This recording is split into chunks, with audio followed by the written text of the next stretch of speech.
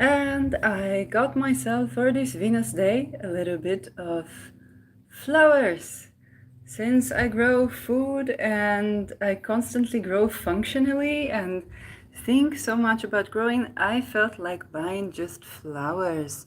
And these are the beautiful flowers that I bought. This is pentas, which is great for summer, I realized, and it attracts hummingbirds.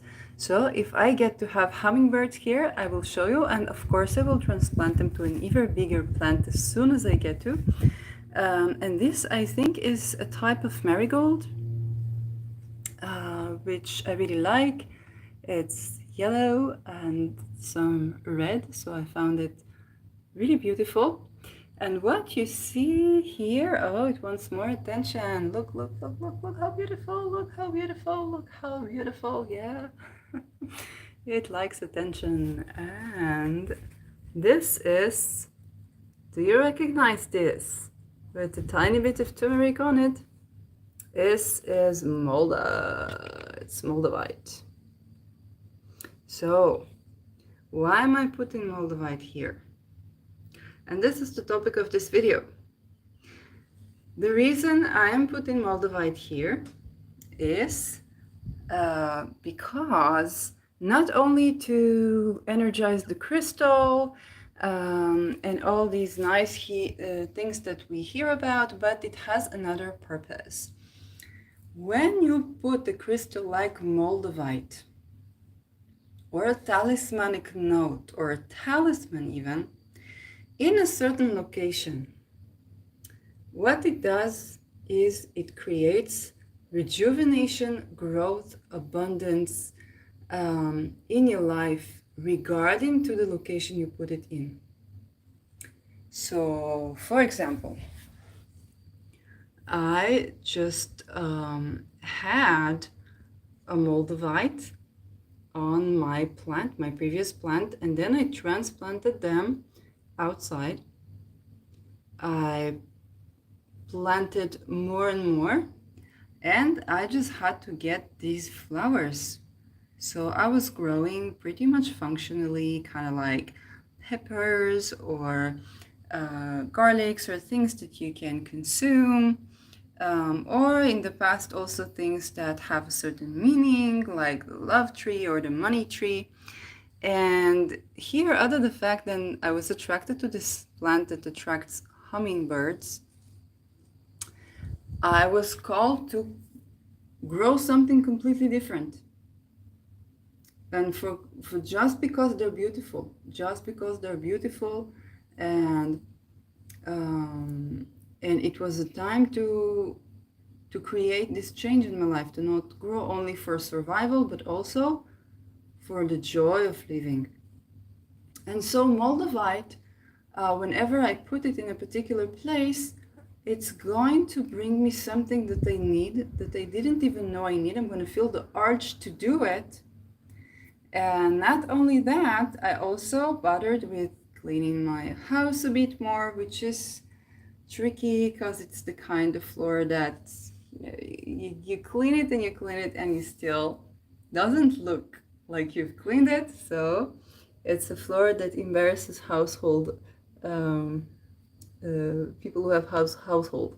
But other than that, and perhaps that will change too. And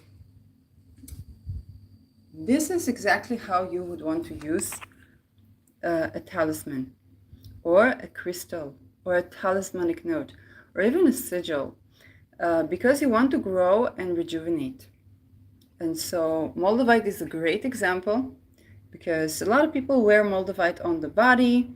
For other crystals, maybe they put them on altars, and while that's lovely, okay, that's just lovely. We can also use it in a particular way where you put it in a place, or you're gonna feel the intuition to put it someplace. Okay, for example, this floor needs rejuvenation. Like, I don't know what immediately as I put it on the floor, immediately I think of learning how to like clean it more professionally, beyond the home cleaning, or changing the type of the floor, or maybe carpet or whatnot. And that's the power of whether it's a crystal or whether it's a talismanic node. You put it in a place where you want that to grow, to support, to change, to transform, to rejuvenate. And so this is another idea of how you might want to use a molda, okay, Moldavite. It's not just about wearing it on your body all the time or putting it under your pillow. It's also you put it in a particular place and then you change something in your life, because this crystal, the green ray, is supposed to make you change something. All the crystals, all the talismans even, they're supposed to make you change something that you do for the better. Okay? And that is why you want to work with them in a way that will support that, that will drive you to action or drive you to receptivity. Okay, sometimes action is meditating. So those things too are relevant. And sometimes it's different people. Sometimes it's your body. Maybe you want to put it on your body, on a region in your body where you want to change, or maybe your nutrition or the type of exercise that you do. That's lovely. But you can also put it wherever you want to instigate change. For example, if the house is in a clutter, you put the Moldavite on the clutter, or you put a symbol of a particular planet that you're working with, or a sigil that's meant to change that, and you set intention. And not only will you organize what needs to be organized, but you will start doing things differently. Okay, for example, I did my dishes and then I found economical dish washing soap that is actually ecological and I can still somehow afford it. So it's going to do just that. When you feel like something is stuck, it's because really there needs to be a change. So more examples in your life. For example, you can put it on papers to do with, let's say, your business, and you can have more realization, more insight on how to run your business, which I'm thinking to do right now as well. You can put it, let's say, in your closet if you want new clothes. Okay, and sometimes you will get the feeling that I'm supposed to put it here, I'm supposed to put it here. It's like a gut feeling. It's also connecting you with those gut feelings. Just do it and see what happens. Okay. As for energy, Moldavite is very easy to cleanse. It likes sunlight. It likes, you can put it on the ground. You don't even have to bury it in the ground. You can put it on the ground. Water, yes, every once in a while, but not a lot. Okay, especially if it's already in a necklace like this. So it's very easy to rejuvenate. It's not a particular thingy that's going to like take on, too many energies. At least it's my experience. And in general, working with the elements. Okay, so you want the land, the soil. You want some wind, so for you to see some wind, you want sun. And if the soil is a bit wet, then it's in a good shape. So you're already working with the element. And of course, you can pass it through like a candle flame for the fire element. And I talked about Moldavite being connected with Uranus a lot, but not only. And that is on another video, which you can research. Other things than Moldavite that you can use in this way, you can draw the glyph of a planet, and the planets that are having to do with rejuvenation are Pluto. So if you have a Pluto transit, you can draw the glyph and you can put it somewhere where you get the feeling that needs to change. Okay, for example, I put it on the contract where I signed my contract for my rent. Then I painted the glyph of Pluto and kind of wrote over it like it's a sale, not a rent. Okay, it's those kind of transformations. And then Pluto will make sure that I transform my understanding and transform myself as a human being to think and behave like a person who owns the place. Okay, Pluto does that. It's a very good tool of transformation, of manifestation, and it's going to bring the notable changes in your life. For example, right now when I think about housing, I think about, oh, what are the property taxes, rather than how much the rent. Even though I don't yet pay these property taxes now, the understanding that you shift something in your head and you start preparing for the next phase in your life. So this is one great way to use, and this is one great planet to use. In general, I had a couple of Pluto glyphs out there. They've transformed the outer garden. They have transformed even the porch where I'm at. A lot of things that I'll just put Pluto there, and it will transform stuff. So you can put the glyph of a planet.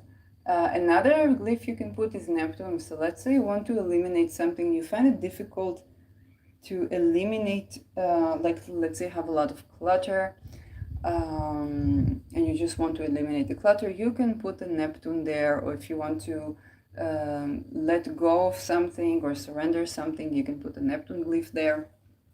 Just a glyph, okay? Just a glyph, and it still works. And you can put words as well, okay? Just words, not even sigils. Just words in various places. Let's say you want to put the word abundance. You put it in your kitchen.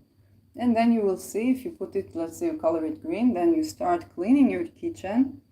And then you find that maybe it's difficult for you to clean. So it's like, oh, I want the energy to be able to do so. You set your intention one day at a time. And that is tremendously useful. And this is a part of how magic works, but it's also a part of how we manifest things, like in general. Like you don't even need a big theory around it, just to know that is a technique that works. It sets your focus to grow something, and also relaxes your focus so that creative ideas can come in. And even if you have a talisman, let's say you purchased a talisman, whether astrological talisman or not, you don't have to keep it on the altar, okay, all the time. No, it is also a place where it can do something, okay, work with you. So like, no, it's not work for you, it's work with you, because you put it in a certain particular place, and it's going to give you the ideas what the next steps are, what to do. It's especially good if you find it difficult to sit still and to meditate. We're now heading to Rahu, ruled by Mars. Rahu is already ruled by Mars, and that makes it very difficult for some people. You know, we want to be active, and when it is the talisman that stays put and you get ideas of what to do, or if you're very tired, you put the talisman somewhere and you ask for the energy to do something, then slowly but surely you will begin to see the transformation and the changes. Also, these little talismans are going to call on other energies as well, okay? Because you see in the world, for example, when I bought these plants, I bought two, and I said they have to be two, because at first she gave me like a bigger pot, and then I didn't have enough, like I didn't bring enough with me, but I said no, they have to be two, and I was ready to leave this and say maybe I will buy them sometimes else, because they have to be two. Eventually we found a solution, and that was two energies that for some reason, I don't even know why, already work together, and already they kind of given me the look of growing a garden, growing something that is beautiful to be around. And look, this plant, it attracts hummingbirds, so it already attracts another energy, right? Another energy is the energy of a bird, and then working with birds. So it's kind of like a whole family or a whole ecosystem that you get to know, and you invite one in, and then they call on each other. Okay, I have no reason, I have no understanding why did I feel that these two plants need to be together. But you are going to also be able to assort energies when you do this. And while, the people who do magic like professionally, they say, oh, you work with one energy and see how it works. And then I like the fuga structure for that. And then bring another energy. But you will also see that naturally, um, the energies that you bring will bring other energies to work together, and this is okay. Okay, it's not something that you necessarily need to stop, but also you have a say here. You can absolutely decide that you want to slow down, and this is also important to remember that you have a say here. Okay, especially with Moldavite or Pluto, they came here to work. They came here to do stuff, to change stuff, to like they got excitement. So you do have a voice. You can speak. You can say, okay, I need a bit more standstill, a bit more slowly, and it is okay. They do still work with you. You don't have to work with other energies. Instead, you can bring in other energies, but you don't have to. So that is another way that I'd like you to think about those things that we work with, and to use those in that particular way. And when you understand, it can be something as simple as a word. And maybe you say, write joy, okay? You put it somewhere. And, let's say you put joy, you put it on the floor. The floor is dirty, and you cleaned it, and you this, you that. So you think, I'm going to manifest. I'm going to choose floors from my house. And then you go and choose floors from your house, and you take the word joy with you. And maybe you meet some people that are interesting. Maybe you run into some options. Maybe they need somebody to help with the design of the place, okay, or with the think tank group, and you say, okay, maybe I can make some money. And that is how these things work. Okay, one leads to another, leads to another, leads to another. Now when we are having this Rao ruled by Mars and Rao in Aries, then we are very much excited or called to bring in excitement. My God, this plant loves attention. It's constantly calling. It's so beautiful. So beautiful. It's just like a painting. I must paint this. You see how it works? Now I must paint this. Now I need to allocate the time and resources and think, how do I paint it? And that's a great pastime, especially if you want to kind of do some self-care and learn how to observe things just for the sake of it, to do things just for the sake of it. So I hope you have enjoyed this little tip and trick and my little Moldavite. And you can screenshot this one, and you can use this energetically. You know what? You can even print this and start working energetically with this. Print this and start putting this print someplace, okay? And start seeing what it does. Okay, simple, not too much expense. Screenshot, print, and start putting it somewhere. See what it does. We can have a little community there of energy, and you can tell me in the comments, what did it do for you? Or you can put a video on and you can tag me. So yeah, I hope you enjoyed. Have a lovely Friday. So this is another Venus wisdom on a Venus day, but this time with flowers and growing things and using crystals in the correct way, and talking about the way the energies relate. So I've had a wonderful, wonderful time with this one. I hope you will too. Thank you. Bye bye.